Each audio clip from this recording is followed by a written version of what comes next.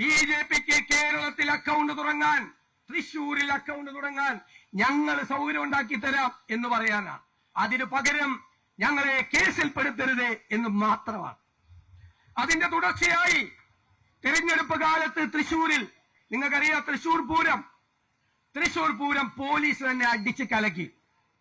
അപ്പൊ എന്താ ഗവൺമെന്റ് പറഞ്ഞത്? ഒരു കമ്മീഷണർ അവൻ അഴിഞ്ഞാടി, അവനെ നീക്കം ചെയ്യുന്നു, അവനാണ് കുഴപ്പമുണ്ടാക്കിയത്.